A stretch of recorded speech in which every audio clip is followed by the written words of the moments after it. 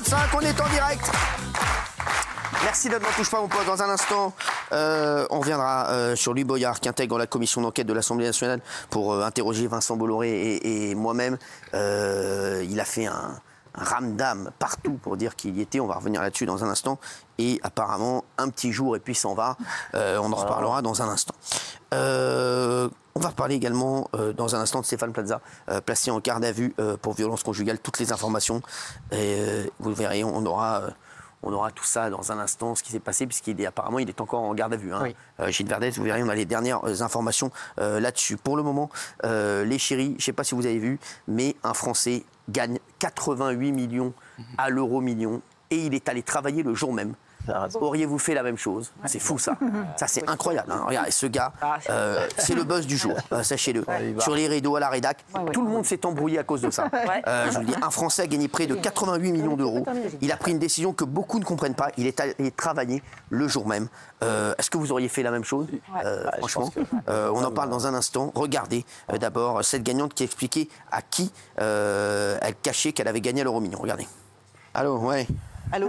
Allô. Oui, qu'est-ce qu'il y a? C'est ma mère là qui m'écrit.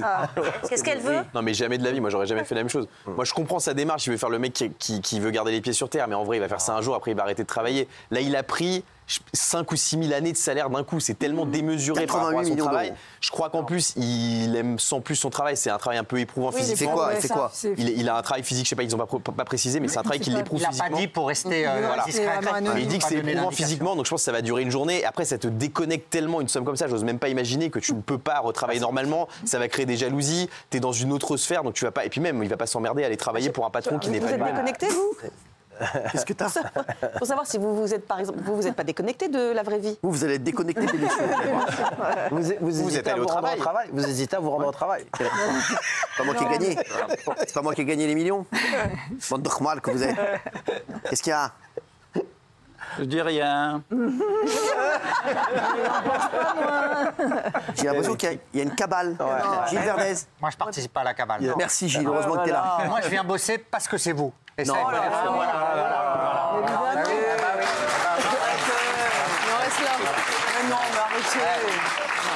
Ce soir, il n'y a que des colleurs de temps. Non, mais c'est le frère de Pascal Latour-du-Pain, les deux, là.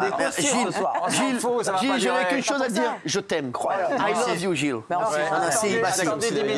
laissez-le finir, s'il vous plaît. Laissez parler, Gilles.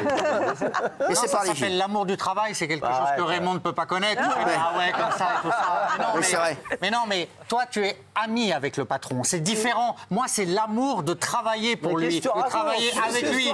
Voilà. Donc continue d'aller. Continue. T'aurais pris 88 bars, tout ça, tu lui en donnes même plus. Tu serais à 40 slips.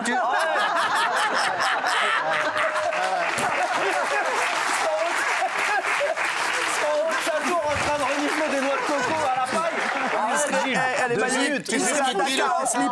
Quoi? Qu'est-ce qu'il y a? Tu seras à Dakar en slip en train de regarder à la plage sur ton immeuble qui n'existe même Va pas. te faire bronzer l'été sur le bateau et ferme ta gueule, Raymond.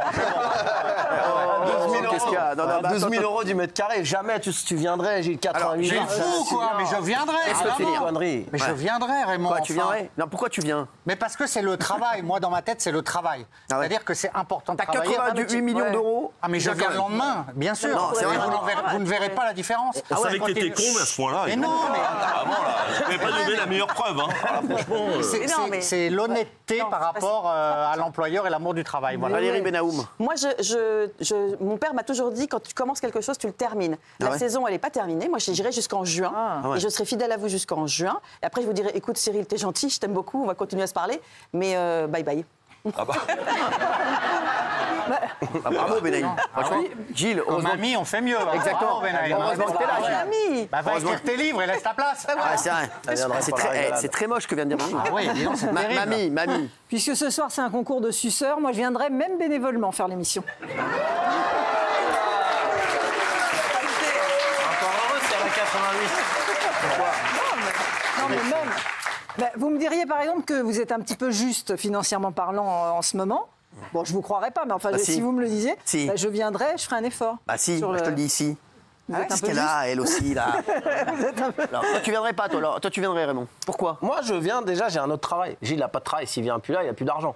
Comparé à Gilles, déjà, moi, je suis pas obligé de venir. Je peux ne pas venir. Je viens parce qu'ici, c'est mieux payé que mon travail de camion. Mais si j'avais 88 millions, d'abord d'une, je l'aurais pas dit le jour même, comme lui, j'aurais rien dit. Je serais reparti dans mon camion le matin, le temps d'avoir les sous sur mon compte, le temps de réfléchir à ce que je vais faire, et après, je serais parti. Mais si j'ai 88 millions, je viendrai ici pour rire, pour la rigolade. Sans te demander d'argent, je viendrai de temps en temps. Mais les mecs, pourquoi vous n'avez pas gagné ces 88 millions? C'est moi qui vais gagner de l'argent. Non, mais sans charrier. Mais c'est vrai, mais le mec qui te dit je vais venir 88 millions, je vais venir tous les soirs au charbon, me faire insulter par les gens, machin, les bad buzz et tout. C'est pas vrai, c'est un menteur. Il dit il vient pas. Hypocrite. Gilles viendrait. Gilles, je te crois à 100%. Gilles, je te crois à 10 000%. C'est un plaisir. Vraiment, alors je vais vous dire, je suis sûr que Gilles viendrait. Bien sûr. Gilles viendrait. Et vous savez pourquoi il viendrait? Pourquoi? Parce que déjà, Fatou lui dirait, il part-toi de la maison. Toi, tu peux vous sucer davantage? Oui, bien sûr. Moi, si je gagnais 87 millions, je rigole pas, je vous donnerais la moitié. Non, c'est vrai, je vous jure que c'est vrai. Parce que vous m'avez beaucoup aidé. Il en a pas et besoin, hein. je sais que c'est pas grand-chose pour vous, mais c'est pour le geste. De laisser le bateau, à la limite, oui. C'est vrai, sincèrement, c'est sincère. Excuse-moi, tu te tais? Non, c'est sincère. Je vous donnerai la moitié de la moula, comme Non, ça. c'est vrai? Ouais. Je sais que c'est une bouchée de pain pour vous, Non, mais c'est pas arrêtez avec ça. je vous donnerai pour la symbolique. Quelle bouchée de pain? Mais c'est vrai, C'est le pain entier. Voilà. Oui, vous. Alors moi, non, je vous appelle, en revanche, je vous dis, attendez, j'ai une dinguerie. J'ai gagné 88 millions, mais il ne faut pas le dire.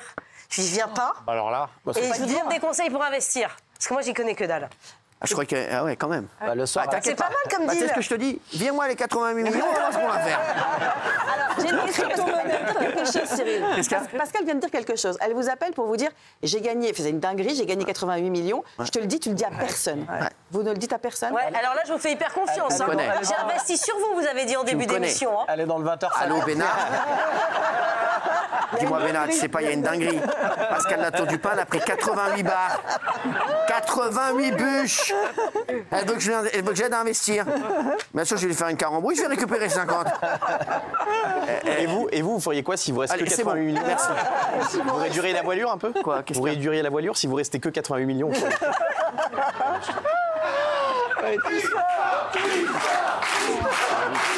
Quelle insolence. C'est moche. C'est moche. horrible. Quelle insolence. C'est horrible, Mokhtar. Très moche, c'est très moche. Même Mokhtar est choqué. Ouais. Hein? Oui, bah oui. Oui. Non, moi, je termine pas la saison, moi, je termine pas l'émission. Si j'apprends pendant l'émission que je gagne, je me barre pendant l'émission.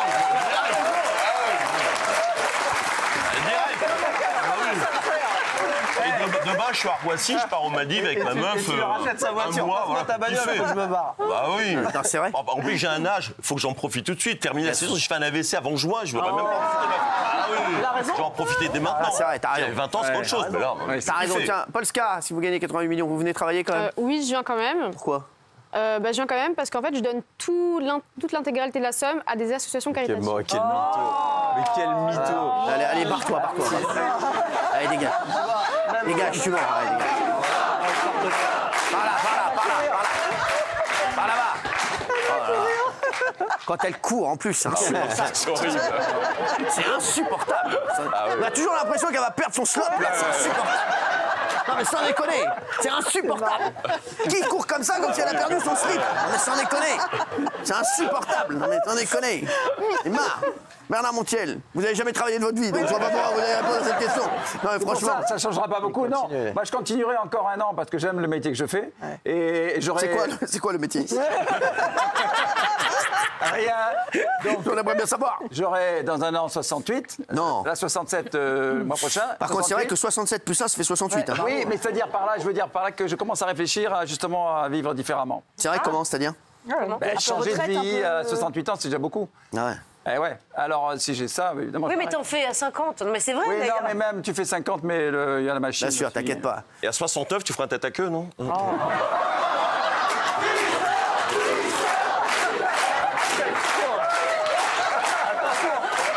Alors, j'ai une question à vous poser. Est-ce que, et je vais voir d'abord le sondage, j'ai une autre question à vous poser très intéressante, j'aimerais la poser aussi aux téléspectateurs. Déjà le sondage. Oui, voilà, oui, vous avez vu comme c'est non, partagé? c'est pas le vrai sondage. Non à 52%, vous voyez ou pas? oui. C'est fou, hein? Est-ce que si vous avez 88 millions d'euros, enfin vous avez gagné 88 millions d'euros, est-ce que ça serait le plus beau jour de votre vie? Vraiment. Est-ce que genre, vraiment, c'est le plus beau jour de votre vie. Vous êtes, si, bah arrêtez, dites la vérité. Dites la vérité, les gars. Benaïm, c'est la vérité. Oui, bien sûr. Je mets évidemment mon fils à part. Oui, mais non, mais ton fils, il a 53 ans. Mais évidemment que 88 millions, tu sais que ça va changer ta vie, celle de ta famille, de tes amis. Tu vas.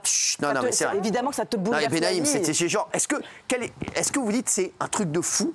Mais genre vraiment, genre c'est incroyable. Mais enfin, c'est un truc de dingue. C'est-à-dire que tous les rêves que tu peux faire, matériaux, enfin voilà. C'est-à-dire, moi, je rêverais de pouvoir offrir une super belle maison à mes parents. Bah là, je sais que je fais ça et je peux leur offrir. C'est fou. Voilà, voilà, je mets à l'abri tout le monde. Tous ceux que j'aime, je les mets à l'abri. Enfin, c'est un rêve. Non. Moi, je mets pas les enfants à part. C'est le plus beau jour de ma vie, tout court. Parce que les enfants. Ah oui. 89 000. Non, mais Jean-Michel, genre, t'es comme un fou. 89 millions. Genre, t'es heureux tout le temps, il n'y a rien qui. Voilà. Ah bah non, je suis après sur l'autoroute, plus rien ne peut me toucher, plus rien. Non, je suis heureux, je souris toute la journée. Non, évidemment. J'ai toujours couru après, en ayant bien gagné ma vie, j'ai toujours couru après des centimes, des dettes, etc. Là, 89 millions. Il faudrait vraiment être débile pour je craque tout, donc je serais heureux comme un fou. Ouais. C'est fou, genre, il n'y a rien qui peut t'atteindre. Ah, plus rien.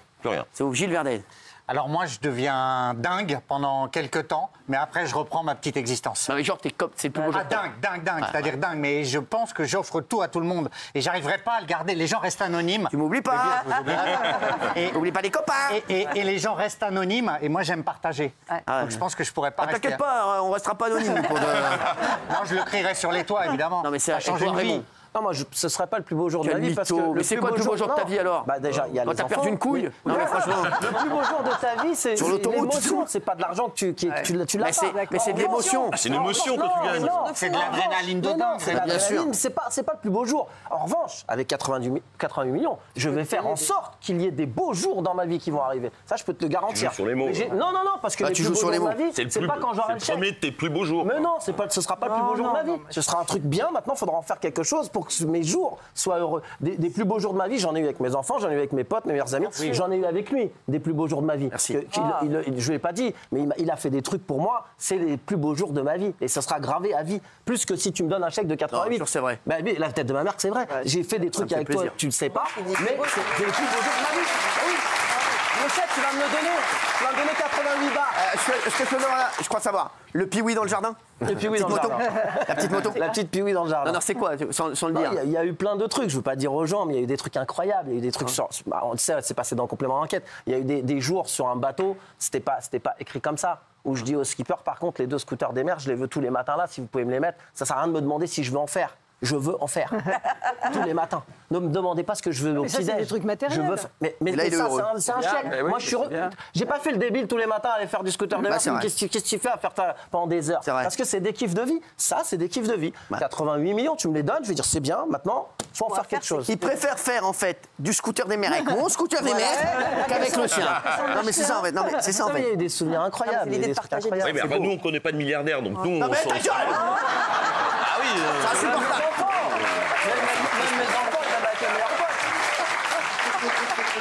Même avec mes enfants et même avec mes meilleurs potes, j'ai fait des trucs incroyables. Alors, Guillaume, toi? Moi, sincèrement, non.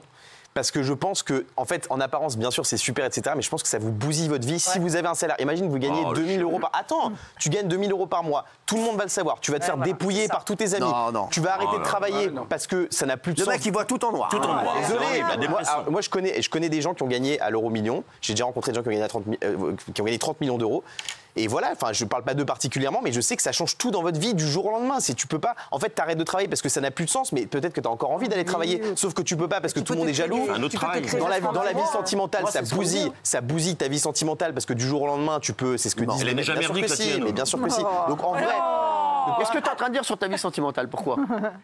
Parce que je pense que l'argent, ça rend fou et ça attire des mauvaises personnes. Et forcément, tout le monde va le savoir. Dans votre voisinage, ça va être l'horrible. Tu vas être dégagé de ta maison. Tu vas être dans un endroit où tu n'es pas heureux. Quand tu parles des mauvaises personnes, tu parles de Raymond avec moi? Non, parce que vous, il y a 2 choses. Déjà, vous êtes sincèrement amis. Et il y a les gens qui ont beaucoup d'argent et qui ont ces sommes-là, ils se sont fait progressivement et légitimement. Je pense que quand tu n'as rien ou pas grand-chose et que du jour au lendemain, on te donne 100 millions, c'est super, bien sûr, parce que tu es à l'abri et voilà. Et on va pas pleurer pour toi. Mais c'est pas facile à gérer, je pense. Je sais pas. Jean-Michel pas gagné, mais... Non, c'est pas ça. Mais j'aime pas quand tu vois le côté noir des choses. C'est une réalité. C'est un très beau jour, c'est le plus beau jour de ta vie, point barre. Ton voisinage, qui sont à la foot, Cyril, tu peux courir une demi-heure dans ce jardin, tu rencontres personne. Il n'y a pas de voisinage. T'as une maison. Mais non, c'est pas vrai. Il a dit, j'ai rien compris ce qu'il a dit. Mais non, il dit, on est emmerdé, il y a le voisinage qui vous emmerde. Quand on est chez vous, dans votre maison, dans le sud, on peut courir une demi-heure dans le jardin, on rencontre personne, il n'y a pas de voisin, c'est immense. Emmerdé, tu prends le bateau, tu pars, tu prends l'hélicoptère, le jet, la fout du voisinage. Il n'y a plus de voisinage. Un contrôleur aérien, à la limite, c'est tout. Qui est voisinage? Oui, qui est voisinage? C'est pour ça que t'es énervé? Oui, bah oui, parce que. Non, mais tu prends les gens que t'aimes, Guillaume. Tu prends les gens que t'aimes et tu les même emmènes ça avec fout toi. la merde dans la famille, dans la. Ça pourrit toutes les mecs. Non, mais les mecs, 88 millions, ça n'a jamais foutu la merde. Je vais te dire, tu préfères les avoir, je te le dis. Parce que tous les Français qui nous regardent. Bah oui, non, mais attends. Même si t'as une très grande famille, crois-moi, tu peux gâter tout le monde. Bien sûr, bah oui. Et les maisons à tout le monde, déjà, il n'y a plus de loyer. Tu te fais gratter, tu te fais gratter partout. Vous emballez pas. Ça file vite? Non, mais putain, non, pas du tout. Non, mais parce que tous les mecs disent ça, ils offrent des maisons. Moi, j'ai vu des copains, moi. Je vous dis la vérité. Des copains à vous? Oui, non mais je vous jure que c'est qui ont dit ouais si j'ai ça, j'offre ça, frère, ils ont jamais rien offert à personne. J'attends toujours, hein. Je te le dis, la vérité. Tu peux offrir des maisons à 400 000, moi j'ai des copains, moi ils ont fait l'écart dans l'électroménager, etc. Des trucs. Ils m'ont dit aujourd'hui, on se connaît d'enfance. Ils m'ont dit si on fait ça, on te donnera ça. Hein. J'ai jamais rien vu. Hein. Même un Twix ils m'ont pas acheté. Je te le dis. Bah, ils donnent peut-être aux gens qui en ont besoin aussi. C'est peut-être pour ça.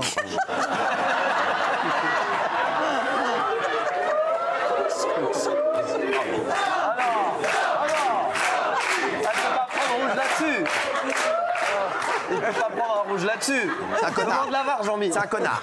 C'est un connard. Non, mais je vous le dis, et ça, ce débat, on pourrait le faire des heures. Je suis sûr que vous vous régalez chez vous. 88 millions d'euros, toi, ce serait le plus beau jour de ta vie ou de ta mort? Non, parce que moi, le vrai gros lot, ce serait de trouver l'amour et ça s'achète pas. Non, je jure que c'est vrai. Alors attention, si t'as 88 luches. Tu vas le trouver. Ouais, mais est-ce que c'est vrai? Non, parce que.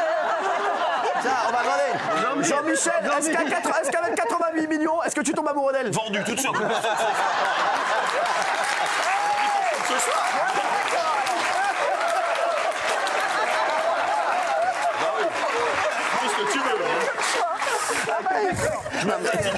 On va dîner, Daniel. Qu'est-ce qu'il y a? Qu'est-ce que un ticket de métro là? Tu te fais un passe la vie, Tout est kiff. Tu fais tatouer Daniel sur le bras.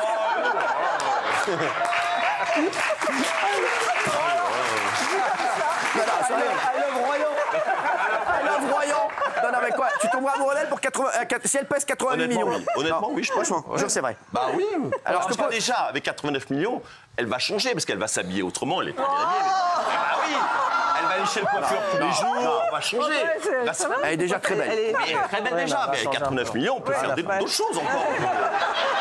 On fait la moustache, on peut pleurer.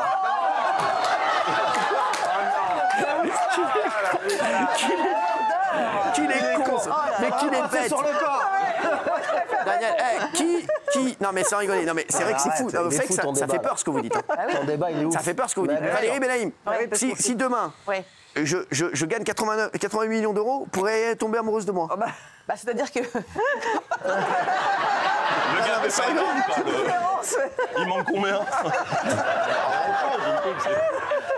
Benaïm. Non, mais vous êtes mon frère, donc je vous considère comme mon frère. Non. Voilà, Toi, tu pourrais tomber amoureux de moi. Ah bah oui, moi l'inceste.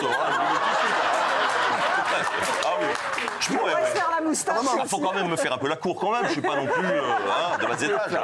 Faites un peu la cour. Moi, 80 bars, tu me fais pas la cour, hein, j'y vais. Rien à foutre. Hein. Ouais, c'est vrai. Ah, mais 80 bars, tu me fais pas la cour. Quoi, avec Daniel? On se passe. Mais même avec toi, même avec n'importe toi. qui. Non, mais Daniel, vous l'avez pas demandé, elle a sûrement des exigences. Bah non. Tu rigoles. Il va te séduire. Plus beaucoup. Mais au lit aussi, t'as besoin du lit aussi. Ah non, mais lui, pas mal, même 189 millions. Même Boudère, moi je couche avec lui tout de suite. Ouais, c'est le truc. Vous vous enfoncez, hein. Merci. Non. Daniel, toi, tu t'en fous. Jean-Michel, il te plaît même. Oui, Voilà. mais moi, l'argent, je m'en fiche. Moi. Et tu penses que si tu avais 89 millions d'euros, tu serais heureuse ou pas? Bah, pas forcément, parce qu'en plus, voilà, si tout d'un coup les mecs viennent vers moi, j'ai pas l'habitude. Ça veut dire que c'est pas des gens sincères. Donc, je prendrais quand même, parce que j'ai un peu faim, mais bon. Voilà.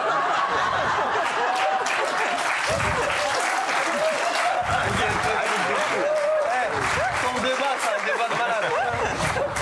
débat, c'est un débat de malade. Tiens, il y a mon ami Jean-Pierre Foucault qui m'écrit, que j'embrasse fort, mon Jean-Pierre, qui me dit il faut tout de suite déménager. Là où tu arrives, on ne connaît pas ton train de vie et tu es tranquille. Il a dit, il a peur, il a un peu comme un. Je t'embrasse, mon Jean-Pierre, qu'on aime. Et c'est vrai que. Non, mais c'est vrai que. Vous savez, c'est dingue parce que ce débat. Il a fait réagir tout le monde. Et les téléspectateurs n'arrêtent pas de réagir. Parce qu'en fait, il y en a beaucoup qui disent aussi, c'est énormément de problèmes. Un peu comme Raymond, il y en a beaucoup aussi qui disent.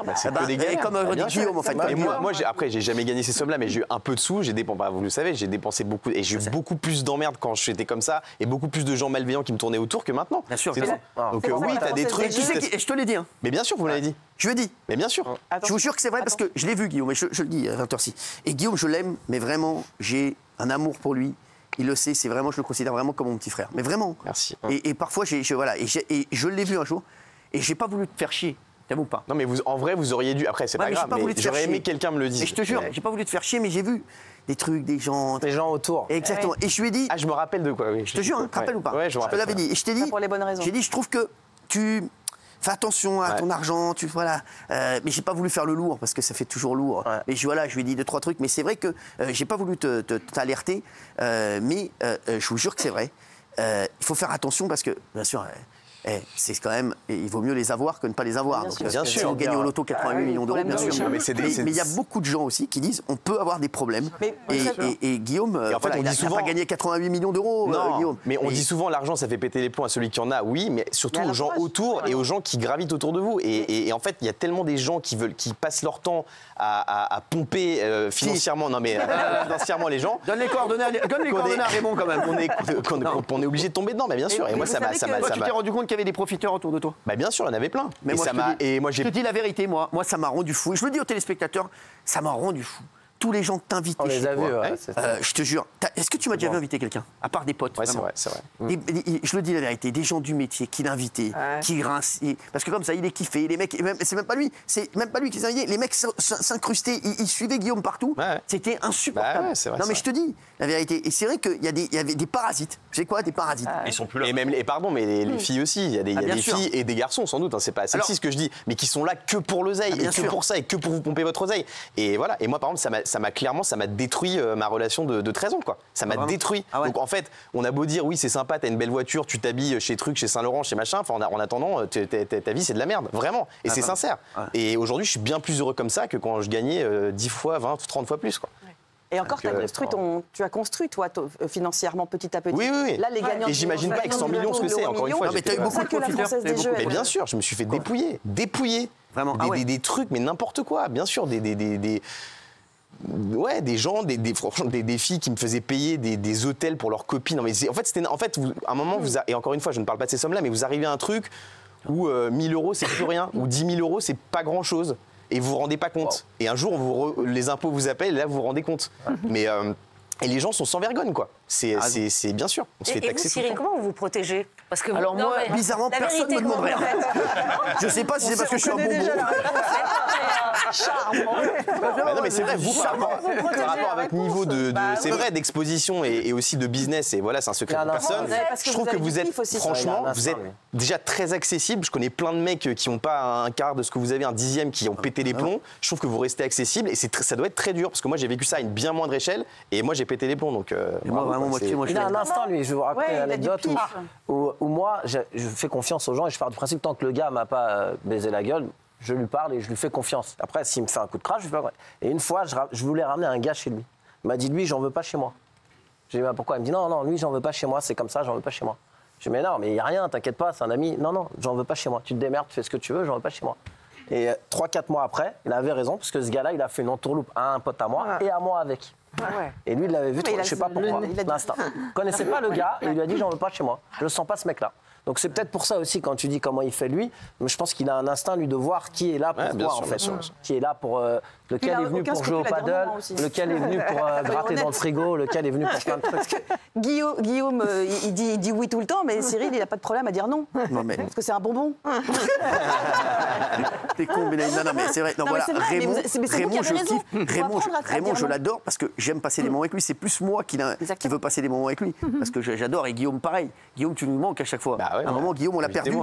Et je le dis, voilà, je sais pas si cette séquence elle est bizarre parce que c'est vrai que Guillaume, voilà, moi, il m'a manqué. Parce qu'à un moment, il était avec plein de monde, je le voyais. D'ailleurs, il m'énervait. Je disais, Raymond, qu'est-ce qu'il faut encore? Je dis, on y va, tu me dis non, j'ai pas envie d'aller là-bas. Ouais, il est tout le temps entouré de gars qui lui léchaient les couilles. Excusez-moi. Mais c'est dur de s'en défaire. C'est insupportable. C'est dur de s'en défaire des parasites. Et je disais, pourquoi il n'est pas avec nous? C'est vrai. Tu te rappelles ou pas? Non, mais bien sûr, et j'étais en train de faire de la merde, et j'ai bien sûr, et je regrette à fond, mais c'est pas, quand on est dedans, c'est pas facile. Et je pense qu'il faut avoir quand même les épaules et les nerfs solides pour gérer des grosses sommes, quoi. Parce que ça fait vite tourner la tête, même quand vous. Mais toi, t'aimais faire la fête, c'est ça? Non, même pas. Même pas. Comment tu t'entourais de ces gens-là? Comment ils arrivaient à toi? Après, c'est vrai que je préfère ces problèmes-là que les problèmes. Bien sûr, non, mais évidemment. Oui, mais ça peut quand même vous faire perdre beaucoup de choses sur le plan humain, pas matériel, évidemment, qu'on est à l'abri, etc. Mais quand vous perdez. Enfin là, vous n'êtes plus à l'abri. Non, de quoi? Non, oui, non, mais ça va, j'ai pas à me plaindre. Mais je parle sur le plan humain. Quand on perd des amis, des relations avec sa famille, sa compagne, etc., c'est dur, quoi. Tout ça à cause de l'argent, c'est tout. C'est là où il a raison, c'est quand tu des jeux, elle met à disposition des conseillers financiers et des psychologues. Je peux en faire partie s'ils veulent des conseillers financiers. Qu'est-ce qui se passe? Là où il a raison, c'est que si tu gagnes de l'argent, mais que tu dépenses pas cet argent avec les gens que t'aimes, c'est chiant. Parce que c'est des gens qui sont rentrés dans ta vie il y a 2, 3, 4 ans. C'est des gens que c'est pas ceux-là que tu voulais voir, pas ceux que tu avais depuis 10, 15, 20 ans. Et là où il a raison, c'est peut-être ça, c'est que ça fout le bordel dans les amis. Qu'est-ce que tu penses de tout ce qui se dit là? J'étais un peu sur ce que vous avez prononcé comme phrase à la fin, c'est-à-dire attention quand même. Exactement, bah oui. Parce que d'accord avec toi. Ah oui. Là, on a de plus en plus de gens qui ne peuvent pas se chauffer, ne peuvent pas manger. Non, mais c'est pas contre toi. Non, mais bien sûr, mais t'as raison, t'as totalement raison. Attention, quoi. Là, on parle de sommes de dizaines de millions. Après, de nous qui sommes quand même des gens hyper aisés. Certes, on a des galères et je minimise pas du tout. Guillaume, je l'adore et voilà. C'est pas les galères des Français. Évidemment. Mais bon, c'était un témoignage. Voilà, tout à fait. Guillaume aujourd'hui, et je le dis, il le dit lui-même, il avait un train de vie de fou et aujourd'hui, Guillaume. Oui. Je vis normalement, quoi. Et ça me va très bien. Je prends le métro, je vais au supermarché, tout va bien et c'est très bien. Et je suis beaucoup plus heureux comme ça que quand je gagnais. Mais bien sûr. Mais comme tu as dit, tout le monde parce que ça fait péter les plombs en fait. Quand tu as la capacité de voyager partout, de manger partout au restaurant, de tout faire ce que tu veux, en fait, tu pètes les plombs. Et il y a beaucoup, mine de rien, de gens qui ne pètent pas les plombs parce qu'ils ne peuvent pas. Et tant mieux, parce qu'ils ont un salaire raisonnable pour une personne ou une famille et pas pour l'équivalent de 100 personnes. Et quant à ça, si tu n'as pas les reins solides et les épaules, la tête sur les épaules. Si tu demandes aux gens, ils y vont tous. Si tu dis aux gens, vous voulez les 88 millions, moi j'y vais. Alors merci, parlez-en ensemble, les chéris. Dans un instant, Stéphane Plaza, placé en garde à vue pour violence conjugale, on reviendra là-dessus. Et Louis Boyard intègre la commission d'enquête de l'Assemblée nationale pour interroger Vincent Bolloré et moi-même. Et finalement, il paraît qu'il a démissionné aujourd'hui. La commission, il n'y sera pas demain pour ma venue. Demain, apparemment, il n'y aura pas Louis Boyard. Il paraît qu'il est reparti dans le fort. Hier soir, il y avait Koh-Lanta encore. Sur les 16 candidats présents au début, il y en a 4 qui sont déjà quittés l'aventure des Koh-Lanta. Qui regarde Koh-Lanta, mais vraiment? Voilà, il n'y a que Gilles qui est un peu dépressif. À la suite du dernier conseil, les jaunes étaient tellement en angoisse après 4 défaites de suite que Denis Brognard a eu pitié et leur a donné du riz. Là-bas, quand tu as pitié de quelqu'un dans Koh-Lanta, tu donnes du riz.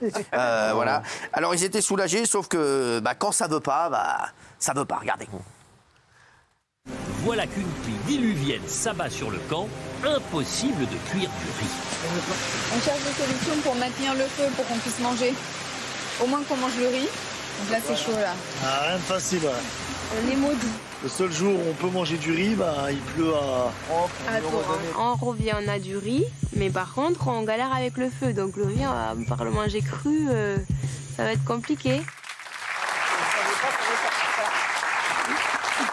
Alors, pendant l'épreuve de confort d'hier, ils devaient guider leurs coéquipiers qui avaient les yeux bandés.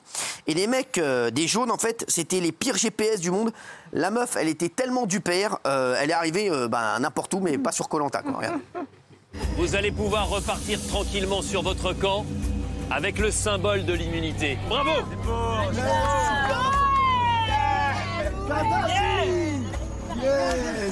Wilson, il est revenu. Savourez, la dernière fois que vous avez gagné 2 fois d'affilée, ensuite vous avez perdu 4 fois de suite. Bon retour sur votre campement. C'est pas le bon extrait. Non. Les mecs, vous entendez ce que je dis? Pas avec le lancement. Remettez l'extrait dont j'ai parlé. Merci les chéris. Vous entendez ce que je dis? C'est l'épreuve de... OK? Parce qu'en régie, je sais pas ce que vous faites. Je sais pas si vous êtes en train de vous gratter le cul ou quoi. Mais les gars, mettez le bon extrait. Ça y est. Voilà.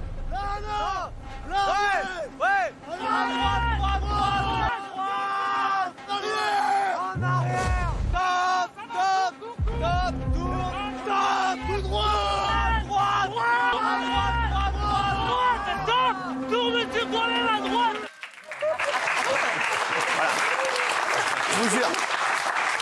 C'est pour ça que j'aime mes équipes. Je leur dis non, mais dans leur haine, c'est tellement des... Et parce que je les connais, en régie, ils sont tous comme ça. Ouais, ça va et toi alors? Les mecs, soyez un peu sur le coup, putain. C'est pas possible, on peut pas bosser comme ça. Quand vous aurez gagné... Et on dirait qu'ils ont tous gagné 88 millions d'euros. Bon, pendant le conseil, les Rouges ont discuté d'une fouille dans le sac d'une candidate. Mais si on prête pas trop attention, on peut vite croire qu'ils parlent plutôt d'un truc interdit aux moins de 18 ans. J'aime bien ça. Oui, on était 3 et on s'est cachés. Moi j'ai mis la main. Julie et Cécile me cachaient un peu et moi je mettais la main et je regardais. Vous étiez toutes les 3 d'accord pour le faire? Comme elle est très directive, de toute façon, c'est comme ça. Oui, mais vous l'avez caché. Ah bah bien sûr, moi je ne nie pas, Denis. En vrai, je suis même pas choqué.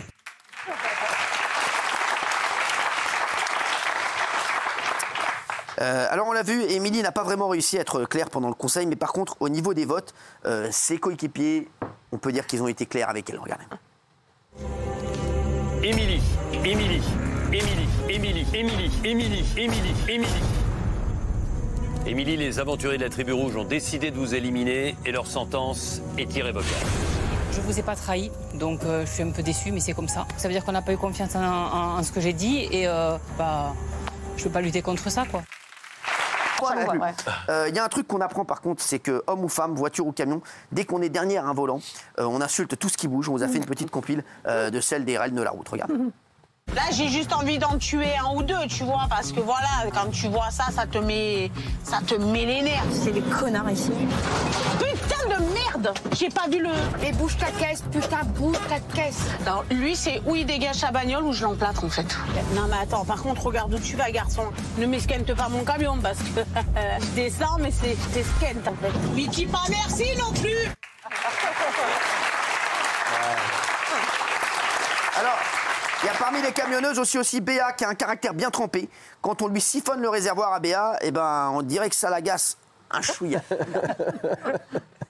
Ouah, salope! On m'a fait les réservoirs. La putain de sa mère! Putain, je suis écœurée, j'ai rien entendu. Putain, je suis deg. Allez, maintenant, je prends du retard. Là, aujourd'hui, il va pas falloir me casser les couilles. En attendant, Béatrice cherche un peu de réconfort. Bonjour, Loulou, comment vas-tu? Ça va pas du tout, papa Pickwick. Qu'est-ce qu'il y a? On m'a fait les réservoirs cette nuit. Et ils m'ont pris tout le gasoil. Putain de merde. Ça va pas, moi, ça m'est arrivé une fois déjà. Je vais serrer. Alors, les chéris, hier soir aussi sur TMC, il y avait un reportage de Marc Boger, le quotidien. Ça s'appelait Indémodable, l'histoire sexy du jean. Alors, ça a fait 219 000 téléspectateurs. Alors, je veux bien qu'on fasse 1h40 sur le jean. Ça mérite à la limite une 5 minutes dans William à midi, que j'embrasse. Mais là, du coup, catastrophe d'audience. On a pris 1 heure au pif, 22h12. Et regardez par quoi est battu TMC en audience à ce moment-là. Il y a une technique pour savoir si le jean en question est à votre taille ou pas. Pendant ce temps-là, sur Gulli. Vous vous êtes souvenu de mon anniversaire? On prend le jean, comme ça, on l'ouvre. Pendant ce temps-là, sur France 5. Parfois, on a des polluants secondaires qui sont créés. Et puis on le passe autour du cou comme une serviette. Pendant ce temps-là, sur W9.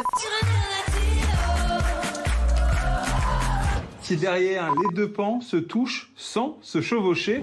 Pendant ce temps-là, sur Sister. C'est efficace pour hydrater le corps, le visage et les mains. Vous verrez, ça marche presque à tous les coups. En vrai, ça n'a pas marché parce que c'est vraiment de la merde. Avec le jean, attention les gars, c'est comme quand nous, on rappelle un jour, on avait fait un truc aussi qui n'a pas du tout marché. Punaise de lit. The Cover. Les chéris, j'adore les émissions de police aussi.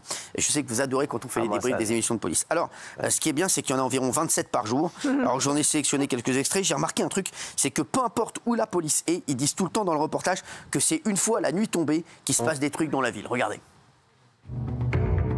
Dès que le soleil se couche, le Cap d'Agde change encore une fois de visage. La nuit vient de tomber sur Charleville. Une soirée calme, d'apparence. Mais c'est à la nuit tombée que les tensions avec les jeunes de Saint-Étienne montent en puissance. La nuit vient de tomber sur Perpignan. Les interventions ne sont plus les mêmes. Bravo l'équipe, c'est fort. Alors, là c'était une spéciale sur la police du Cap d'Agde. Évidemment. Jean-Michel. Joli port de pêche. Exactement. Et dès le début, on a vu des gens à poil et des policiers qui n'étaient pas comme des oufs sur l'anglais. Regarde. C'est un homme entièrement nu qui leur ouvre. Esto, Give papers, identity, please. So? Okay, good man. Okay. Selon eux, aucune violence à déplorer. Circuler, il n'y a rien à voir.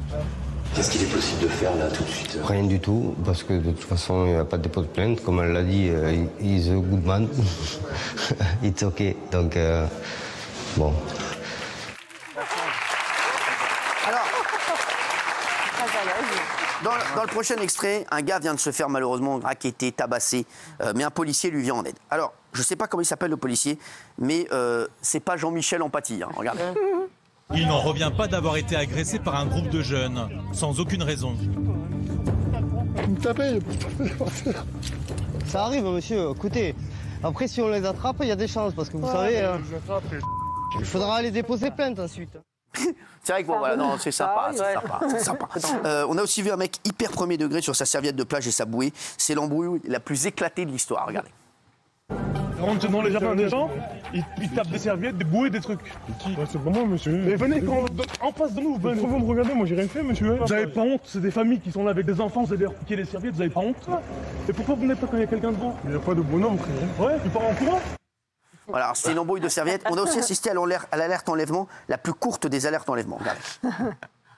Dernière fois que vous l'avez vu, votre femme, c'était où? Dans le bras. Elle est sortie en fait, si vous voulez, et elle est rentrée. La femme de monsieur donc a disparu et on n'en sait pas plus. Bon, on va faire des rotations pour essayer de retrouver cette dame. Ouais, Bénis de Charlie, passe derrière, on va retrouver la dame. Ah, c'est bon, elle est derrière les bâtiments là. Derrière les bâtiments? Ouais.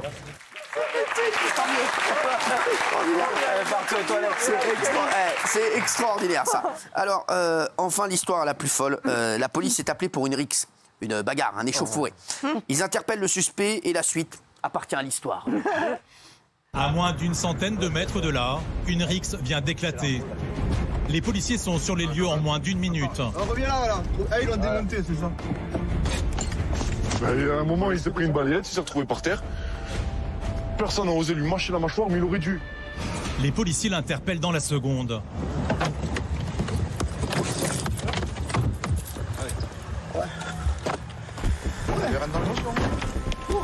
Et lors de la manœuvre, le suspect laisse tomber un objet insolite. Un godemiché. Toujours plus. Oui, c'est un délire. Hein. C'est un délire, les chéris. Non, vraiment, je vous le dis, c'est. Ouais, Gilles, ça t'interpelle? Ah bah oui, c'est imbattable comme le godemiché qui tombe. Alors, les chéris, on va continuer les doses du jour et on va revenir sur l'affaire Marco Mouli. Figurez-vous qu'il y a un nouveau rebondissement puisqu'il a décidé finalement de se rendre. Michel Marie est avec nous ce soir pour nous donner toutes les informations. Mais avant, on va revenir sur les déclarations de Marco ce matin au tribunal de Paris où il accuse Mediapart d'être responsable de son incarcération. Regardez. Voilà, on peut le dire aujourd'hui que Fabrice Arpi et Mediapart, c'est à cause de lui que je vais en prison, parce qu'il a dit que j'allais en cavale. Normalement, je devais être en bracelet électronique, et pour vendre son film, voilà qu'est-ce qu'il m'a fait. Pour vendre son film. Voilà les journalistes commencés. Vous, je vous en veux pas, mais lui, je lui en veux. Et il y a une chose que je veux vous dire. On boit un café, on a l'estomac d'aller en prison quand même. Hein. Là, je me rends, mais il y a des petits problèmes dans le dossier. Et je pense que Arfi va venir, je pense que je l'attaque. Vous avez pris votre pactage? Pactage, café, enfin tout quoi, les jogging, tout quoi. Et j'espère que je vais m'en tirer. En tous les cas, voilà, je voulais vous dire que je vais pas en cavale, je me rends. Michel Marie, merci. Alors, qu'est-ce qui se passe alors?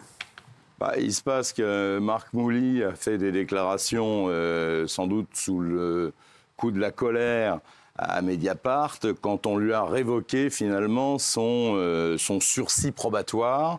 Il avait été condamné pour une affaire en 2019 à 3 ans de prison avec un sursis probatoire, donc avec un certain nombre de règles à respecter qu'a priori il n'a pas respectées. Et c'est la raison pour laquelle, très récemment, le 8 mars, le JAP, le juge d'application des peines, a décidé de révoquer son sursis probatoire et donc de l'envoyer en prison. Sur le coup, il a dit si c'est comme ça, je me mets en cavale. Et puis là, visiblement... C'est à cause du tweet donc de... Oui, mais enfin, c'est ça qui a mis le feu aux poudres. Il a fait mais bon, a fait une déclaration, il a dit je me mets en cavale. Non, mais oui, mais est-ce que c'était en off? C'est ça l'histoire, Gilles. C'est ce qu'il dit, en tout cas que c'était en off. Et lui, je pense qu'il a eu l'impression, en fait, de discuter avec un copain. C'est quelqu'un qui parle spontanément et il n'a pas pris la mesure de l'ampleur de ce qu'il disait. Et après, le journaliste a retranscrit. Alors, est-ce que le journaliste lui a dit, est-ce que je peux citer ou pas? Je n'en sais rien. Mais en tout cas, il a été piégé. Moi, je trouve qu'il a raison de se rendre, Cyril, parce que après, avec ses avocats, il va pouvoir discuter. Voilà, c'est beaucoup plus sage que de tenter de fuir. Je pense que là, ils pourront faire une demande de remise en liberté. Il est où ce soir? Il est en prison ou pas? Je pense qu'il a pris ses affaires. Enfin, à ma connaissance, il n'est pas incarcéré. D'accord, très bien. La décision a été prise de le réincarcérer, mais vous savez comme moi que les places de prison sont chères. Et la décision judiciaire est tombée. Après, il faut s'organiser pour lui trouver une cellule. D'accord. Mais pourquoi il a parlé à Mediapart, en fait, lui Je pense que Mediapart lui a appris la révocation du sursis probatoire et que spontanément, il est comme il est ici, c'est-à-dire qu'il s'est lancé dans une diatribe, vous êtes sûr, qu'est-ce qui se passe, etc. Il a été dépassé par l'événement. Je pense aussi qu'il est très en colère de la révocation du sursis parce que sur le fond, on l'avait vu avec ses avocats, il conteste point par point. Alors je ne sais pas s'il a raison ou pas. Moi, à ma connaissance, il a quand même un travail fictif. Oui. Il fournit à la justice des fausses fiches de paye pour justifier d'un travail fictif. Ça part pas bien quand même l'histoire. Vous êtes sûr de vos informations? Oui. Parce que vous, j'ai l'impression que vous l'enfoncez aussi. Ah, pas du tout, non. Si. Je suis tout à fait objectif, Cyril. Il nous a, lui et ses petits copains, ils nous ont quand même coûté 1,6 milliard. Donc bon. Oui, mais il a fait combien? Il a fait rien. Il a fait 8 ans. Il a fait 8 ans. Il fait 8 ans de prison. Il avait déjà été en cavale aussi pour une autre affaire. Il a fait 8 ans de prison quand même, c'est pas rien. Non, il n'a pas fait 8 ans en tout. Si, il a fait 8 ans. Il a fait 8 ans des gens qui tuent. Il a fait 8 ans. Enfin, 1,8 milliard. Oui, mais il a fait 8 ans de prison à un moment. Oui, 1,8 milliard. Enfin, 1,6 milliard. Oui, mais non, mais à un moment, que la justice à un moment 8 ans de prison. Donc, oui. Ah oui. Non, mais vous l'en voulez, vous? Non, pas du tout. Un problème. Vous avez volé votre pull ou quoi? Non, mais sans déconner. Il vous a volé un gilet en alpaga ou quoi? C'est vrai que Michel, on avait dit ce que lui reproche le juge, mais par exemple, moi j'avais cité l'exemple des droits d'auteur du livre, d'accord? Il a mis ça sur sa fille. Là, il a touché 5 000 euros, sa fille a touché 22 000 euros. Ok, oui. Il n'a pas assez remboursé. Et son avocate a expliqué qu'en fait, c'est quasiment sa fille qui avait fait le livre. Donc ce que je veux dire, c'est que j'entends tout ce que vous dites et je sais ce que le juge reproche.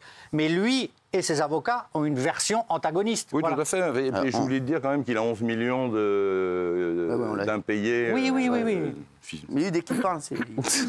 Il l'aime pas. Non, c'est pas il l'aime pas. J'ai pas à l'aimer, on va pas l'aimer. On va parler de la colère de Jean-Luc Reichmann pour un ancien participant des 12 coups de midi, tabassé à mort il y a 5 ans. Ces meurtriers présumés sont toujours en liberté. Et Stéphane Plaza, placé en garde à vue pour violence conjugale. On a toutes les informations. Et sachez qu'on a une information exclusive à vous donner dans un instant sur cette affaire. Et on viendra sur la commission d'enquête de l'Assemblée nationale. On sait que vous adorez ça.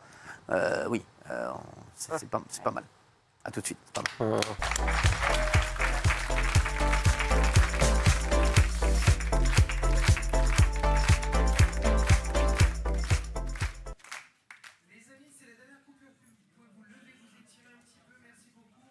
On adore débriefer. Il y a Jean-Luc Reichmann qui est en colère. Parce que pour un ancien participant des 12 coups de midi, tabassé à mort il y a 5 ans, ces meurtriers présumés sont toujours en liberté. Et ouais, ça c'est une histoire de fou. Il a tweeté pour ne jamais oublier Bastien Payet, un étudiant et chanteur de 23 ans qui a été tabassé à mort dans les rues de Reims le 10 mars 2019. Il était candidat des 12 coups de midi, une très très belle personne. Sa maman et toute sa famille réclament justice. Et c'est vrai que c'est un truc de fou, hein, Michel. C'est un truc de fou. Bastien Payet, il a effectivement 23 ans. Le soir dans la soirée du 8 au 9 mars 2019, il est avec sa petite amie Aurélie, un autre couple d'amis à lui. Il est étudiant en droit, il est en 5e année, il est en Master 2. Un gamin qui est fils unique, qui ne pose pas de problème, qui n'est évidemment pas un délinquant. Ils sont dans un bar, ils boivent, il fait une soirée de jeunes étudiants entre eux. Et à la fermeture de ce bar, ils décident d'aller un peu plus loin dans une discothèque qui s'appelle le Curten. Et c'est en cheminant vers cette boîte de nuit, les deux jeunes filles, enfin leurs deux petites copines, marchent devant, elles discutent et parlent d'histoires de filles. Et les deux copains sont derrière en train de discuter aussi. Et alors qu'ils étaient presque arrivés à la boîte de nuit, les filles tombent sur deux individus qui étaient en train d'uriner contre le mur, enfin contre un bâtiment d'habitation. Et lorsqu'il voit ces deux jeunes filles, ils se retournent, exhibent leurs attributs, font des commentaires que vous pouvez imaginer à la fois sur la taille et en faisant des comparaisons avec celles de leurs mecs. Bref, ça se passe pas bien. Et du coup, Bastien Payet intervient mais calmement, en leur disant « Écoutez les gars, ça va, c'est bon, on va pas faire d'histoire. » Et là, il n'a pas eu le temps d'aller plus loin dans ses explications. Il reçoit un premier coup de poing qui le fait tomber par terre. Et ensuite, il est littéralement massacré par d'abord les deux premiers individus, puis un troisième qui arrive, qui était un petit peu plus loin. Ils vont le tuer de coups de pied et de coups de poing. Et évidemment, les autres vont appeler les secours. Et lorsque les pompiers arrivent sur place, malheureusement, il est trop tard. Enfin, ils l'ont emmené à l'hôpital, mais il est décédé suite à ces coups d'un traumatisme crânien. La police va interpeller très vite un premier individu qui se trouve à proximité et qui d'ailleurs reconnaît assez rapidement qu'il a participé à cette bagarre. Et il donnera le nom des deux autres, ce qui fait que très vite la police dispose des 3 individus, des 3 agresseurs. Je précise même que sur la semelle d'un des individus, un type qui s'appelle Oussama, on retrouve de l'ADN de Bastien Payet. Et sur le visage de Bastien Payet, on a l'empreinte de la chaussure de cet individu. Donc, honnêtement, l'enquête n'est pas très compliquée. Ils sont mis en examen pour meurtre, tous les 3. Ils sont incarcérés à l'issue de leur garde à vue. Et au bout d'1 an et demi, pour des raisons qui m'échappent totalement, ils vont être remis en liberté, sous contrôle judiciaire évidemment. En tout cas, les 2 premiers, puis le 3e, Oussama, celui qui a l'ADN sur sa chaussure, l'ADN de la victime sur sa chaussure, lui, il sera libéré 6 mois plus tard. Non mais vous vous rendez compte 6 mois plus tard. Oui, je m'en rends compte. Non mais c'est un truc de fou. Quel scandale, dit Jean-Luc Reichmann. Bastien, ancien candidat, était une très belle personne. Toujours pas de jugement 5 ans après son décès. Ses agresseurs ont été relâchés et sont aujourd'hui dans la nature. On ne pense pas à sa maman, à sa famille à Reims. C'est fou. Non mais c'est... Elle a témoigné, sa maman, elle a dit qu'elle pouvait peut-être Non, on n'a pas de date de procès. On n'a pas de date de Ouais. procès. L'instruction a été clôturée en juillet, donc ça a été très long. Et en fait, la règle en France, et ça on le doit à l'Europe, la détention provisoire est limitée à 3 ans pour les affaires criminelles. Je veux dire, on est dans un monde de fou. Alors, on marche sur la tête. Sur quel motif? On marche sur la tête. Oui, on marche sur la tête. Non, mais rendez compte, quand moi, demain, je vais être auditionné par une commission, parce que je me dis, mais il y a des trucs tellement plus importants à faire. Je vous le dis, il y a tellement de, vraiment, je vous dis, il y a tellement de priorités en France. Il y a tellement de drames qui se jouent que vraiment, moi, je pense à sa famille, bien entendu, à sa maman. Et vous vous rendez compte, là, elle peut croiser, comme vous avez dit, elle peut croiser les agresseurs de son fils tranquillement à Reims. Non mais je vous dis, moi, je vous dis, c'est pas ma... voilà, ça me correspond pas. Ce genre de choses, c'est pas ce que je veux, c'est pas ce qu'on veut. Non. Et aujourd'hui, pour moi, c'est du laxisme. Comme les tribunaux sont engorgés et qu'il y a cette fameuse loi qui oblige à faire mathématiquement, ils se retrouvent dehors. Il y a tout à revoir. Il y a tout à revoir. Celui qui a le plus de travail, en fait, je vous dis, le ministre qui a le plus de travail pour moi, c'est le garde des Sceaux. Pour moi, il a un travail colossal. Il doit travailler pour moi 20 heures par jour avec tout le travail qu'il a. Il travaille Parce qu'aujourd'hui, c'est très très dur. Et je vais vous dire, et les magistrats, même eux, ne croyez pas, ils sont en difficulté. Les pauvres, je vous le dis, ils sont dans des difficultés immenses. On leur tombe dessus. Mais sachez que ce n'est pas de leur faute. Aussi, il faut qu'il y a tout à revoir. Et aujourd'hui, le ministre de la Justice a énormément de boulot. Alors, je l'ai vu la dernière fois, je l'ai croisé au restaurant. Peut-être qu'il faut qu'il travaille plus. Je pense, qu'il fasse moins de restaurants et qu'il travaille un peu plus. Voilà, c'est mon conseil. Après, il fait ce qu'il veut. Vous savez, moi, je suis pas garde des Sceaux. Moi, je garde rien du tout. Mais moi, je vais vous dire, je ne peux pas rester insensible à ce genre d'affaires. Je suis désolé. C'est incroyable. Je vous dis, et c'est comme on va reparler certainement demain. On va me reparler de l'affaire Lola. L'affaire Lola, je suis désolé, je suis encore en contact avec la maman. La maman, sa vie est dévastée. On en est où de l'affaire Lola? Est-ce qu'il y a eu un jugement? Ah non. Voilà. On va dire que c'est moi qui suis fou. Je vais vous dire, à un moment, il faut aussi que les politiques écoutent vraiment les Français. Et moi, quand je rencontre des gens dans la rue, vous savez ce qu'ils me disent maintenant? La première chose qu'ils me disent, Cyril, on marche sur la tête. Ouais. C'est la première chose qu'ils me disent maintenant quand je rencontre des personnes dans la rue qui viennent me voir. Ils me disent, on marche sur la tête. Et ils pensent à cette affaire-là. Ils pensent à cette affaire-là. Ils pensent à toutes les affaires qu'on traite ici tous les soirs en direct. qui sont un crève-cœur pour nous, qui sont un crève-cœur certainement également pour vous chez vous. Bien sûr. Je vous dis, c'est insupportable. Ce qu'on vit, c'est insupportable. Moi, je n'en peux plus d'entendre ça le soir. Je vous dis, je n'en peux plus.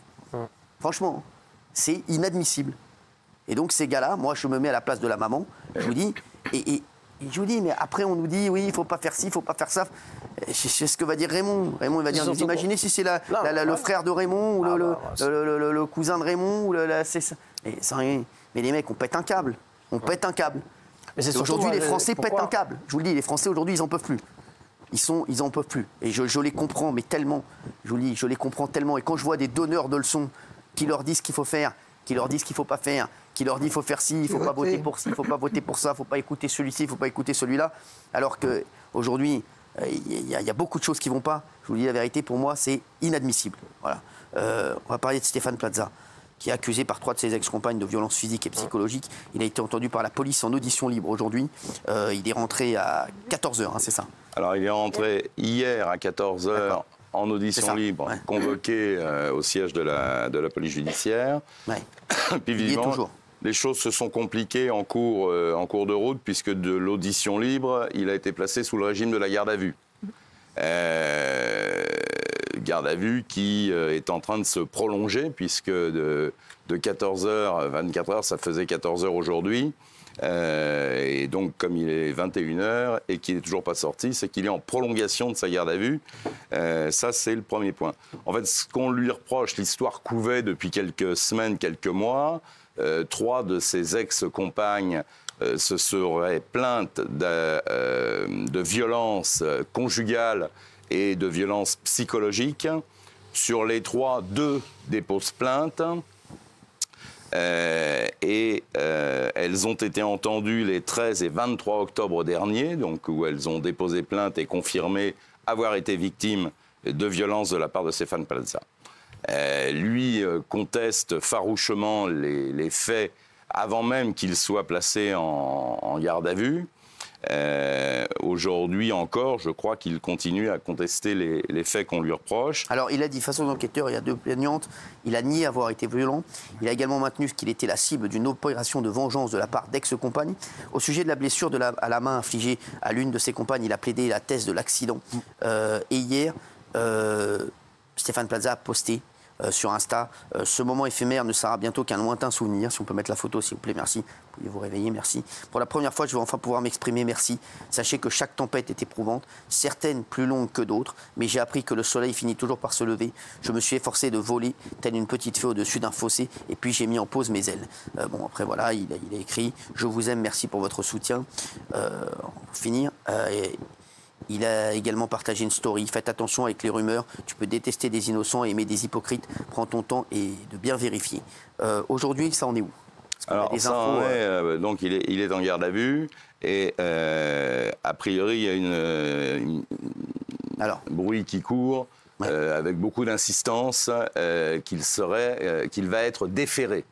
Donc ça se complique quand même. C'est un bruit qui court. C'est un bruit qui court. J'ai pas la certitude. Mais en général, quand on prolonge une garde à vue, c'est pas pour jouer aux cartes. Déférer, est-ce qu'on peut expliquer à nos téléspectateurs? Alors déférer, ça veut dire que les policiers, après avoir procédé aux auditions, à la fois des plaignantes et du suspect, considèrent qu'il y a des éléments qui sont troublants à charge. Et donc ils avisent le parquet. Et c'est le parquet, qui est donc un magistrat, qui décide de déférer ou non, c'est-à-dire de présenter à un juge le garder à vue. Bon, alors ça peut être pour avoir une ultime audition, ça peut aussi être pour le mettre en examen. Pour l'instant, on n'en est pas tout à fait là, on ne va pas faire son procès avant son procès. Ce qui est embêtant dans cette histoire, c'est qu'il y a quand même 3 femmes qui disent à peu près la même chose. Il y a des messages... Après, moi j'ai plein de gens aussi qui disent le contraire. Hein. Oui, tout à fait, non, mais comme dans beaucoup d'affaires. Mais voilà, l'actualité, on en est là. Et moi, je ne dis pas qu'il est coupable ou pas coupable. Vous enfoncez tout le monde ce soir. Comment? Vous enfoncez tout le monde ce soir. Non, j'enfonce pas tout le monde. Sérieux, mais lui, tu le vois, lui, t'es en dépression. C'est moi qui siège à la commission demain. Ouais, ça, ouais. Il y a quelque chose d'important, c'est qu'il avait quand même porté plainte pour diffamation 3 mois avant qu'elle-même porte plainte. Donc, et comme elles sont 3, on parle aussi elles ont essayé de recruter d'autres femmes pour dire des choses. Enfin, ça, c'est une autre partie. Je n'en sais rien, Daniel. Je ne connais pas. Non, mais vous donnez une version. Oui, je rajoute des petites choses qui sont données aussi.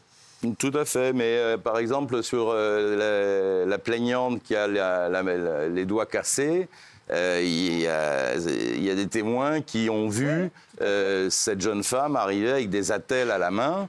Et d'ailleurs, il ne conteste pas, il dit que c'est un accident. Vous avez vu ce que non, il y a même un tweet. Il y a même un tweet où il répond. Il y a un tweet où il répond justement qu'il y a eu les doigts cassés. Gilles Verdez. Oui, alors lui, il maintient que c'est une vengeance. C'est-à-dire que lors de l'audition libre puis la garde à vue, il reste figé sur ses bases, qui sont celles de ses avocats qui avaient fait un communiqué. Pour lui, le mot a été employé, c'est une vengeance, c'est-à-dire que ce serait une sorte de complot ourdi par ces femmes qui lui en voudraient et qui se seraient organisées, d'où la plainte effectivement pour harcèlement, cyberharcèlement préalable, 3 mois avant la sortie des articles. Donc lui, pour le moment, il reste sur ces bases-là. Mais ça ne préjuge en rien de l'avenir. Hein. Mais en tout cas, lui n'a pas varié lors de la garde à vue sur ses déclarations. Oui, et en même temps, il n'a pas le choix. Soit il reste sur cette version, soit il reconnaît les faits qu'on lui reproche. Il n'y a pas 36 possibilités. Merci. On va maintenant parler de Louis Boyard. Louis Boyard, bien entendu. Alors, on va rappeler ce qui se passe à nos téléspectateurs, puisqu'il y a une commission d'enquête de l'Assemblée nationale qui interroge les différents médias, plus notre groupe que les autres, dans le cadre du renouvellement des fréquences de la TNT, des chaînes les chaînes sont attribuées pour X années. Et donc voilà, c'est un rapport consultatif, puisque l'ARCOM qui décide du renouvellement est complètement indépendante. C'est une institution complètement indépendante et c'est eux qui décideront. Après, l'Assemblée, fait comme ça, fait un rapport sur diverses choses, et notamment sur l'audiovisuel. Et donc, vous le savez, demain c'est le grand jour, puisque je serai auditionné de 14h à 16h30. Sachez que pour les autres, c'est 14h, c'était toujours 2h. Et apparemment, pour moi, ils ont demandé une dérogation d'une demi-heure de plus qui a été acceptée. Oui. Parce que donc, ce sera donc 14h, 16h30. Je suis le seul à avoir 2h30. Ah oui, et je suis flatté. Le président l'a bien redit aujourd'hui. Oui, ça sera 2h30. Donc, voilà. Donc ils ont eu une dérogation pour que je sois à 2h30 demain. Sachez que les autres ont été auditionnés pour la plupart à plusieurs. Vincent Bolloré, donc et le conseiller du président, qui est le conseiller du président du groupe Vivendi, puisqu'il est conseiller du président. Vincent Bolloré a été auditionné aujourd'hui comme conseiller du président. Et Vincent Bolloré et moi, on est les deux seuls à être interrogés seuls. Pour l'instant, seul. Alors moi, j'aurais quand même Lionel Stan, donc le directeur général d'H2O, parce que c'est lui qui connaît tous les chiffres. Et moi, dans les chiffres, je veux dire, je m'y plonge pas beaucoup, puisque je ne sais même pas combien vous êtes payé. Et si c'était moi qui décidais, vous seriez beaucoup moins payé. Donc aujourd'hui, c'est Vincent Bolloré, donc, qui était à l'Assemblée, interrogé par cette fameuse commission. Très sympa d'ailleurs, c'était sympa. Alors, Vincent Bolloré, c'est un homme d'affaires très connu, de plus en plus connu, puisque beaucoup de gens parlent de lui. Qui est parti, il l'a raconté lui-même d'ailleurs, qui est parti de rien, et qui a remonté un groupe et qui fait travailler énormément de gens. Il l'a rappelé également au cours de l'audition. Alors, il a été auditionné par la même commission que moi demain, qui porte, je cite, sur l'attribution, donc le contenu et le contrôle des autorisations des services de télévision à caractère national sur la TNT. Et il y a eu un invité surprise à cette commission, c'est Louis Boyard, qui n'était pas prévu. Et sachez qu'en fait, ils doivent communiquer, je vous explique tout, ils doivent communiquer la liste des personnes qui vont être présents. Et lors des autres commissions, pour les autres, il n'y avait pas Louis Boyard. Et dans la nuit de lundi à mardi, surprise, Louis Boyard a été intégré à la commission. Louis Boyard était tout heureux, puisqu'il y avait sorti du numéro 12, Aymeric Caron, rentrée du numéro 14, Louis Boyard. Donc Louis Boyard est rentré dans la commission, donc il était aujourd'hui présent. Et il en a fait, tout le monde en a parlé. Regardez, toute la presse en a parlé, c'est la rigolade du jour. Un invité surprise rajouté à 2 commissions, Donc Jean-Marc Morandini, à quelques heures avant d'interroger Louis Boyard, commission d'enquête. On m'a même appelé des journalistes à qui je n'ai pas répondu, qui m'ont dit il y a Louis Boyard, mais c'est Louis Boyard. Merci, donc le dernier, ça ne servait à rien. Et donc Louis Boyard a même fait un teasing, regardez. Ce qui a fait énormément réagir, c'est son tweet qu'il a fait, regardez, le tweet. Donc rendez-vous 15h sans épines, en rapport au combat bien sûr Baki. Donc il prenait ça comme un combat, je vous dis ça franchement. Pour moi, je rigole surtout, mais là c'est inadmissible. Quand même un petit peu de respect, je suis désolé quand même. Franchement, non mais c'est vrai, franchement, c'est pas respectueux. Voilà, ça j'aime pas. Il respecte rien. Il respecte rien, ces gens-là. Alors, audition, Vincent Bolloré, Assemblée nationale, rendez-vous 15h sans épine. Non mais regardez, Vincent Bolloré quand même, qui est un grand monsieur, je suis désolé quand même, tu fais pas ça, je suis désolé, excusez-moi de vous dire ça, c'est inadmissible. Franchement, Gilles, ton copain, là, enfin tes amis. Non, c'est pas mes amis. Non mais là, franchement, c'est inadmissible. Après, il y en a, moi je les vois tous. Ça se passe bien. Vous avez vu Maman Aurélien Saint-Toul aujourd'hui, le rapporteur. Ça se passe bien. Les mecs, au moins, ils discutent. Mais là, faire ça sans rigoler, non. C'est à l'image de tout ce qu'ils font sur les réseaux. Ils attaquent les gens personnellement. C'est honteux. Franchement, c'est honteux. Alors, il est très fort dans les teases, Louis Boyard. C'est ça. Il est très fort dans les tweets. Il est très fort partout. Sauf que malheureusement, Louis Boyard, regardez, pendant toute l'audition, on l'a vu faire qu'une chose. Il était sur son tel. Regardez. C'est ça qui est fort. Merci, Monsieur le Président. Moi, comme à chacune de ces auditions, je vais m'en tenir stricto sensu à l'objet de celle-ci. Alors, puisque tout le monde a dit d'où il parlait. Merci, Président. Dans un monde audiovisuel hyper concurrentiel, en pleine mutation, la question que l'ARCOM va se poser et que nous posons sur la réflexion du cadre juridique. Alors, voilà, donc Louis Boyard était beaucoup sur son téléphone. Et à la fin de la commission d'enquête, le problème, c'est que Louis Boyard n'a pas parlé. Non. Pas eu le temps. Non, il n'a pas parlé. Il n'a même pas pu poser une question, Louis Boyard. Voilà. Donc, Louis Boyard, comme d'habitude, il a pris un peu le seum, même un gros seum. Il a crié au complot, comme d'habitude. Il y a eu des magouilles pendant la commission d'enquête dans laquelle a été convoqué Bolloré. Déjà, Monsieur Bolloré. Non, mais c'est insupportable, ça, ce manque de respect. Non, mais sans rigoler. Il n'a pas son âge. Par rapport à ses confrères députés, dire qu'il y a des magouilles, c'est dire que ces députés-là ont été je ne sais quoi. Donc, exactement. Mais qui décide d'inviter Louis Boyard? C'est lui qui s'invite tout seul, c'est LFI. Parce qu'il y en avait deux qui étaient. Il était tellement vénère qu'il a même posté une vidéo. Regardez, il a parlé de magouille. Le pauvre Louis, et je vous dirai après ce qu'il a fait. Il n'est pas bien. Pas ce qu'il a, lui. Aujourd'hui, Vincent Bolloré était reçu par la commission d'enquête de l'Assemblée nationale. Je faisais partie de cette commission. Malheureusement, le président de la commission, qui est un macroniste, a magouillé et a changé les règles au dernier moment pour faire parler la dernière des inscrites à la France Insoumise. En gros, il voulait m'empêcher de parler. Écoutez, c'est pas grave, il y a eu une épine, on positive comme Doumbé. Quand vous mélangez macroniste et Bolloré, forcément ça magouille. D'abord, le melon qu'il a, c'est non, mais se comparer à Vincent Bolloré. Vincent Bolloré, vous vous rendez compte de tout ce qu'il a fait dans sa vie. Et puis c'est très grave de mettre en cause le président de la commission. Bien sûr, qui est formidable, qui a été incroyable. Je vous le dis. Moi, je la République, président de la République, là. Quand tu mets Macron et Bolloré ensemble, il y a magouille. C'est ce qu'il vient de dire. La commission. Les macronistes. Oui, Macron. Alors, comme d'habitude, voilà, donc Louis Boyard. Et on l'a vu, Louis Boyard a été vénère de ne pas avoir eu son moment de gloire face à Vincent Bolloré. Il a dû l'être encore plus lorsqu'il s'est pris une petite vanne de la part de Vincent Bolloré. Regardez. L'autre jour, il y a quelqu'un qui m'a dit « Mais en fait, vous êtes LFI ». Boyard va pas être content. J'ai dit, mais pourquoi vous dites ça? Parce que c'est d'habitude, c'est pas ce qu'on a. Si, monsieur Caron, monsieur Boyard, madame Machin travaillent chez vous, etc. Voilà, donc on peut prendre de tout. Mais c'est vrai qu'il y a énormément de personnes de LFI qui ont travaillé dans le groupe et qui sont d'ailleurs, voilà, je l'avais dit. Et parce qu'on me reproche souvent de dire, j'avais dit que la LFI ne serait plus invitée.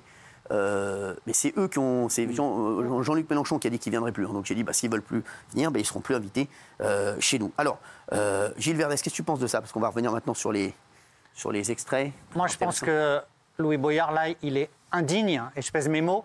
Et en plus, c'est toute une stratégie pour qu'il soit là, qui m'a paru complètement hypocrite, comme par hasard, 2 démissions, dont celle d'Aymeric Caron, remplacées par 2 LFI. Et puis aujourd'hui, le rapporteur, il est LFI, il n'arrête pas de parler. Donc lui, franchement, il a... Alors, et maintenant, sachez qu'il a déjà quitté la commission. Donc il ne sera pas là pour moi demain. Mais non. Sorti du numéro 16, Louis Boyard. Mais il n'a pas parlé. Il est sorti. Voilà, c'est fini. C'est David Guiraud qui va le remplacer demain. Donc voilà, ça y est terminé. Louis Boyard, un petit tour et puis s'en va. Alors, on va revenir donc sur cette commission aujourd'hui. Dans la toute première partie, Vincent Bolloré a répondu aux questions du président de la commission, Monsieur Bataillon, toute une partie où il a pu parler de son rôle vis-à-vis du groupe. Et voilà, regardez, il affirme bien sûr ne jamais intervenir dans les contenus des programmes. Regardez. Sur les contenus, voilà, ça c'est la tarte à la crème. Je ne suis jamais intervenu dans les contenus, en aucune façon, dans le groupe Canal, et en plus j'ai pas le temps, et ça demande un temps fou, parce que vous savez, nous avons, je ne sais plus combien, 20 chaînes ou 24 chaînes, le meilleur des films, le meilleur des séries, c'est pas cher d'ailleurs pour ça, et je ne sais pas ceux d'entre vous qui ne sont pas abonnés à Canal, mais si vous voyez tout ça, même si vous êtes un patron interventionniste, vous n'êtes pas capable de le faire. Et je le confirme, hein, Vincent Bolloré ne m'a jamais demandé. Et d'ailleurs, Vincent Bolloré, aujourd'hui, voilà, il ne s'occupe pas du tout des contenus des chaînes, hein, je vous le dis. Ouais. Voilà, j'ai Franck Apieto, j'ai Gérard Brice-Viré, voilà, mais voilà, même Maxime Saada, le grand patron du groupe, voilà, je l'ai sur le contenu, mais voilà, sur des choses vraiment bien précises, mais jamais Vincent Bolloré. Donc ça, c'est. Alors, il y a aussi, il a ensuite voulu répondre à tous les fantasmes autour de lui, à tous ceux qui disent qu'il fait régner un climat de terreur. Regardez. Mais honnêtement, je n'inspire la terreur à personne que je connais.